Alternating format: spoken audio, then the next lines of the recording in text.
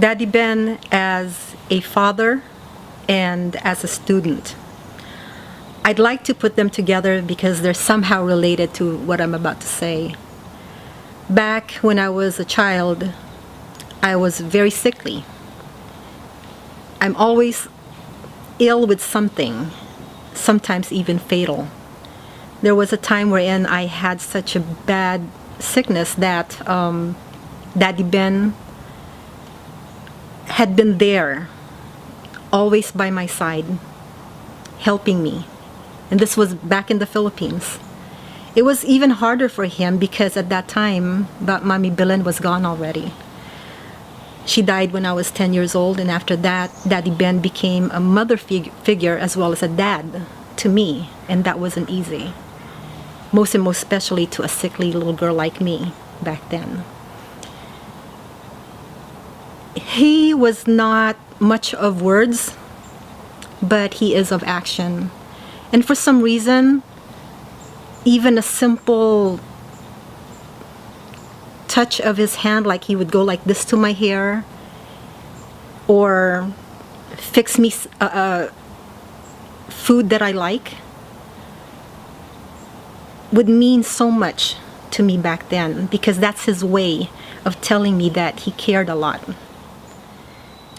As I grew up, I try to be as active as I can, just like Dad, because that's what he was. He was always in some form of organization or church activities, and I love what he does. So I guess subconsciously, I tried to be like him. When I went to college in Manila, I pretty much entered all the clubs in that school. And it overwhelmed me to a point wherein, again, I got very sick. To a point wherein I couldn't go to that school anymore because it was just too far from Kawit. And that school was in Manila. So I told my dad it would be best for me to go to a nearby school, which is at that time San Sebastian College. And he said, great, that is a great school because I graduated there. And so when I went there, I was so excited. There were pros and cons for going there. The advantage that I had was that in the classroom, the moment, the roll call, roll call. When the roll call happens, the teacher would say, Ruby Toledo, are you related in any way to Mr. Ruben Toledo, Sr.? And so with much pride, I said, yes, I am. And then the professor would go, oh, okay, so I expect you to be as intelligent as your father. So I go, oh, shit. It's a big shoe to fill. But at the same time, I was proud. And it went on and on until I realized that all the professors I had pretty much know my dad, and they have high regards for him.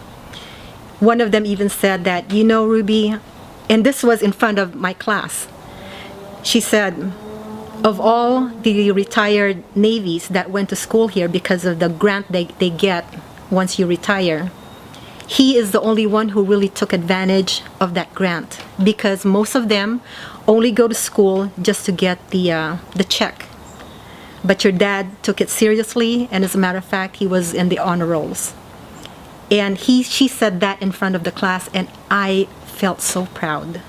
But again, felt very, very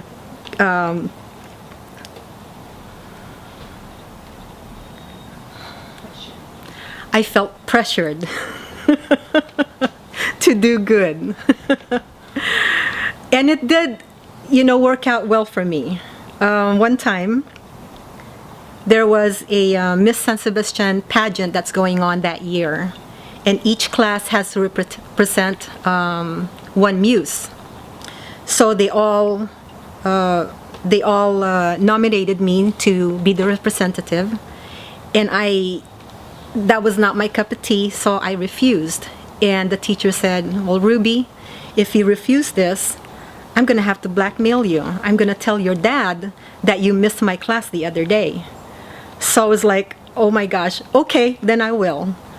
So with that, the pageant just went on with the help of my sister. And Dad was there, of course, during the actual contest. I happened to win. I would never forget that, because it was not the title, it was not the experience, but that look on my father's face when I won. I've never seen him so proud of me the way I saw him that night. Because I tried, because like I said, he's got a big shoe to fill, and he is just so perfect in every sense that it was just so hard to be like him. But that look on his face that night was priceless for me, and I will never forget that.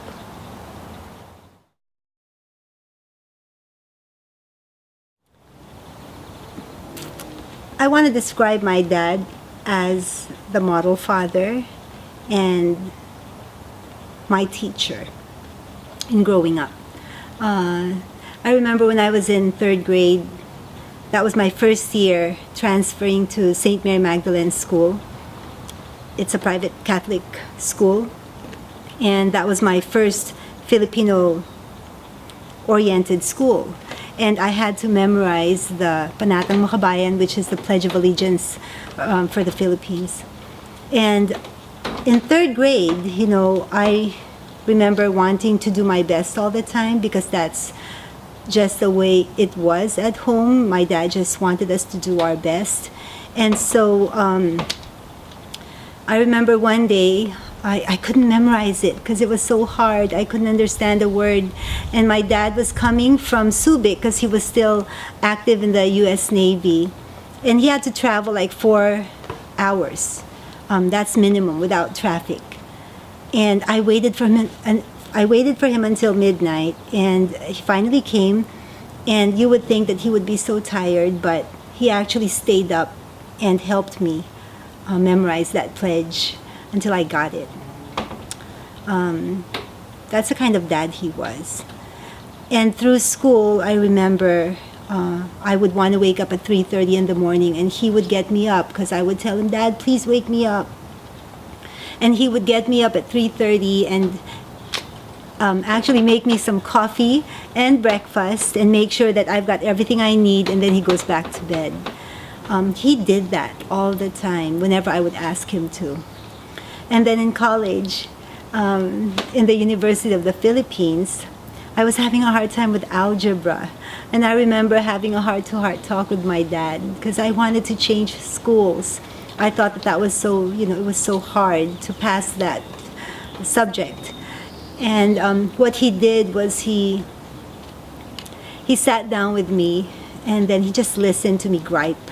And then he said, "Okay, Cindy, just do your best, and after this term, we can talk again, and then we can talk about plans, that you want." And so I'm so glad that he stopped me and just pretty much listened to me. And so in raising my own kids, that's what I would try to do, is to not make decisions for them, but have them make decisions for themselves. I think that's one of the biggest lessons I've learned growing up, with Dad teaching me all these lessons in life.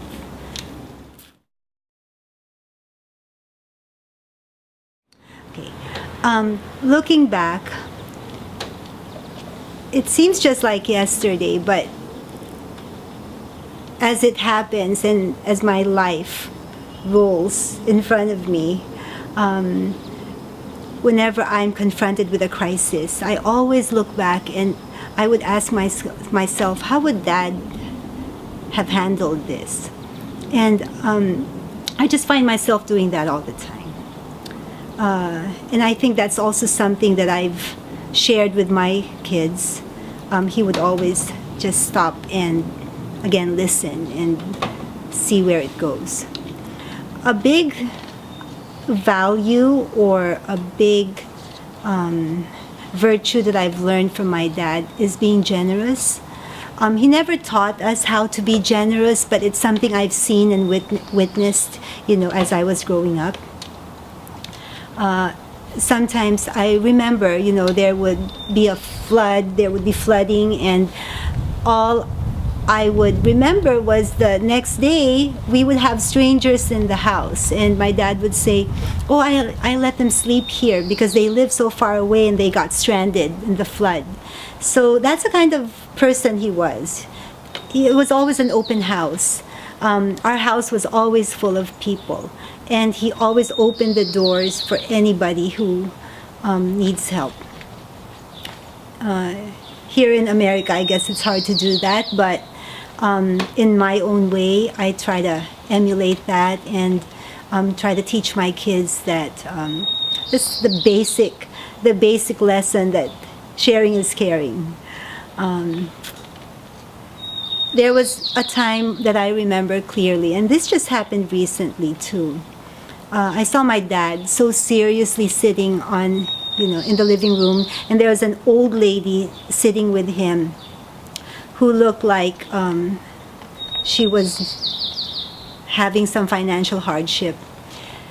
And my dad would just keep quiet and listen to her, and I think she was talking for an hour, and then after she left, I asked my dad, "Dad, who's that?"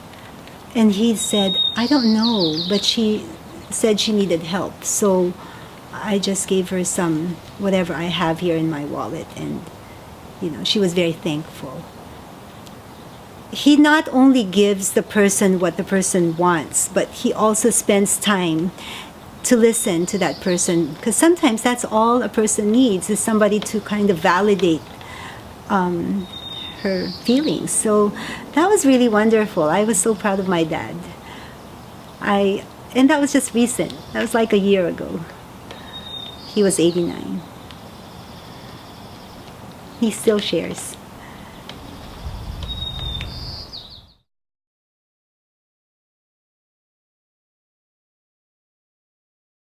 Okay, describe Daddy Ben the man. Kung i-describe ko siya sa lahat ng katangian na pagkakakilala ko sa kanya bilang tao, aabutin talaga tayo ng umaga dito. Pero i-narrow down ko na lang sa pagkakakilala ko sa kanya bilang tao. Si Daddy Ben, he's a man of integrity. Yun ang number one. Talagang sa lahat ng ginagawa niya, laging bukal sa puso niya, at magandang intention niya. Yun ang kaya naman pag nakilala mo si Daddy talaga, talagang pag nakilala mo siya ng lubusan, talagang yung tiwala mo sa kanya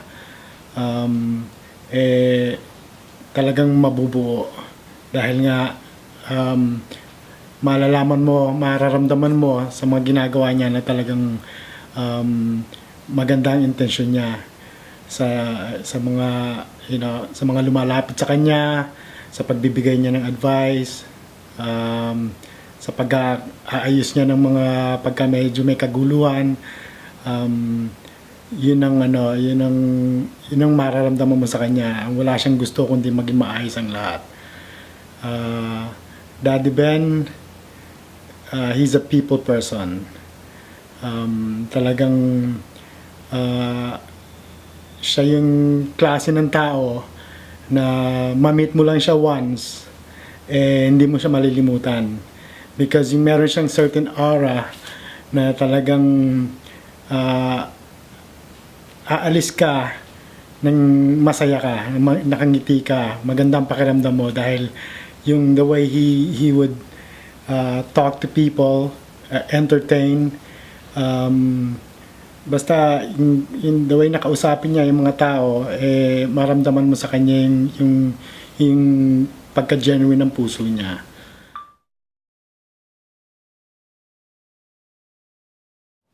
Okay, fondest memory with Daddy Ben.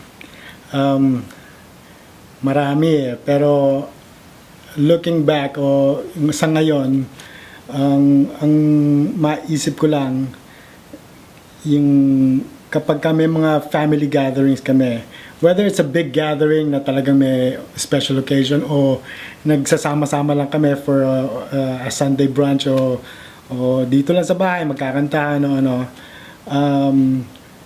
lagi siyang lagi siyang nandoon at yung ngiti sa mata niya, yung ngiti sa mukha niya, sa saya niya, yun ang nakakataba ng puso sa akin. Siya yung yung pagka sabi ko maliit man o malaking occasion, lagi niyang hawak ang camera, lagi hawak ang video camera o yung still cameras para mag-capture yung mga memories na yon. At doon ako believe sa kanya dahil talagang gusto niya, lahat yon ma-record niya o makuha na niya ng picture, dahil pwede namin balik-balikan yung mga memories na yon. And for him to parang sacrifice na maupo na lang sana siya at mag-enjoy, hindi siya ganoon. Kukunin niya talaga yung camera niya at gusto niya ma-capture lahat yan. And then kaya yun ang pag naisip ko ngayon sa lahat ng mga memories ko na kasama ko sa daddy, ang pinaka-special nga sa akin ay yung the way he just enjoyed the family, the way he wanted to capture every moment, and yung makikita mong saya sa mukha niya kapag nagkukuha siya ng mga videos or pictures, priceless talaga. Kaya every time I look back, yun ang sa mga kasama ko sa daddy, yung kahit na hindi yung physical kaming may ginawa together, pero just watching him do what he enjoys most, yun nga yung family mga family affairs, at gusto niyang makuha lahat yon. At yung yung mukha niya lights up, yun ang yun ang parang mas pinaka-special sa akin. Okay.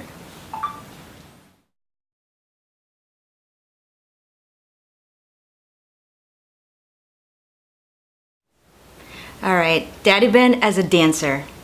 Oh boy. If we had Dancing with the Stars back then, he would have won it over and over.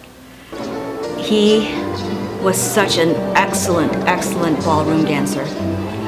I didn't see that while we were in the Philippines, but when we moved here, we used to attend a lot of Phil-Am leagues, and there's dancing all the time.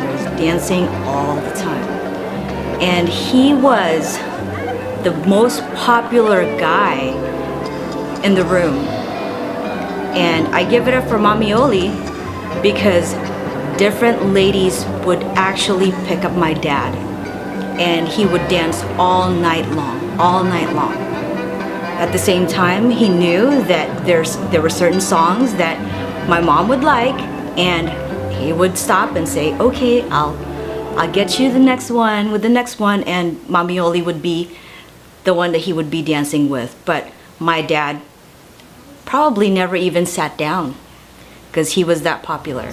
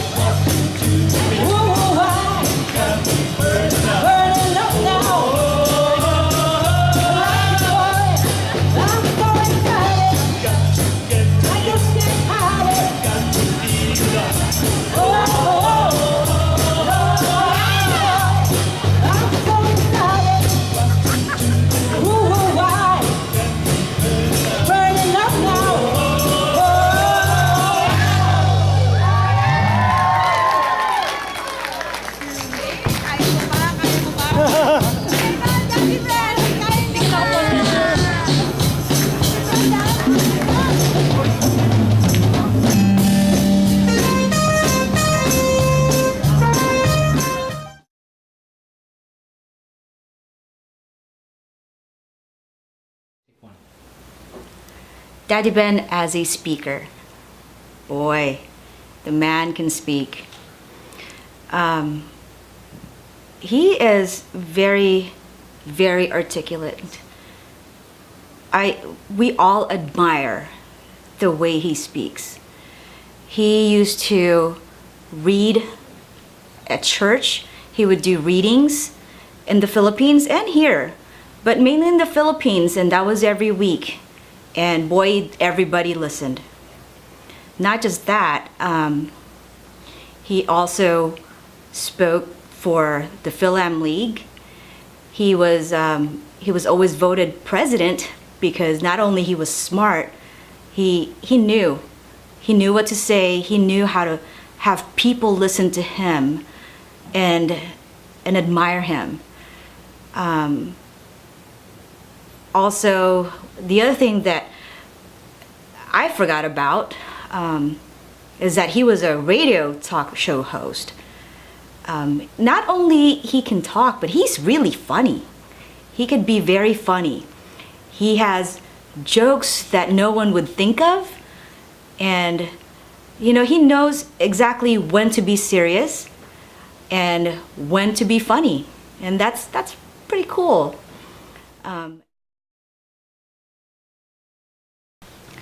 All right, Daddy Ben has 4 kids. I'm the youngest and the cutest. And he has 8 grandkids and 3 great-grandkids. Unconditional love for all of us. He's not shown any favoritism. He treats all of us the same way, same love, from the kids to grandkids and great-grandkids. The grandkids, so we have 2 each. It doesn't matter whether they're here with him or away from him. He just knows exactly how to love each one of them. And the response from the grandkids is unreal because they feel exactly the love that he gives them. Great grandkids are still very little, but again, he doesn't treat them any differently.